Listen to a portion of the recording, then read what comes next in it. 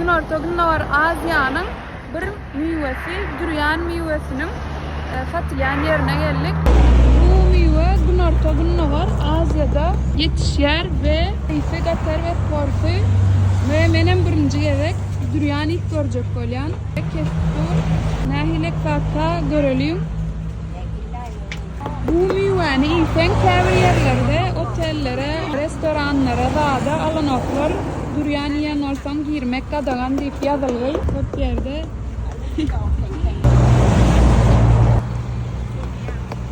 Elinecemiz ağırlayan. Ara salat dur.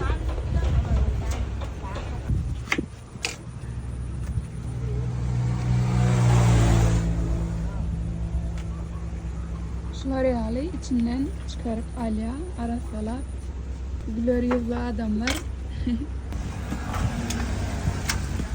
Birinci yedek ilk görecek olan parlaklı çok olan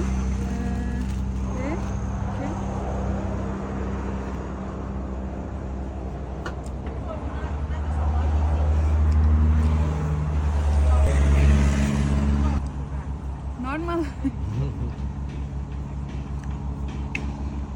Go'y tağam ervettel neylisem kan bir hile soğan yiyen yağlımı diysem bir hile var hile da neyliğin ayıp bilemok tağamının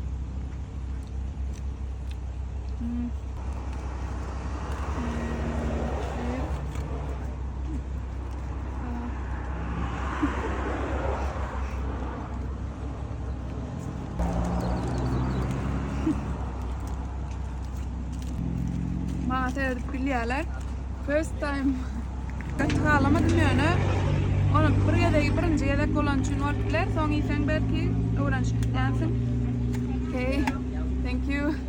Durian iki görünüşlü oluyor diye biraz pişmedigirek, birazdan pişendirek diye bu yiyenimiz pişmedigireyken pişmedigirek az ıysık oluyor diye gattı o pişenem gattı ıysık oluyor diye.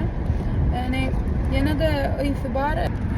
Bu jomal watun olun maşinin içine açan gatarar kam diye watun atını anlaştım. Yine de ıysı ervet. Mena yöne gatki halamadım. Birinci yedek olan sonra bilemok. Taylandlı dahi kovar yani ken yani.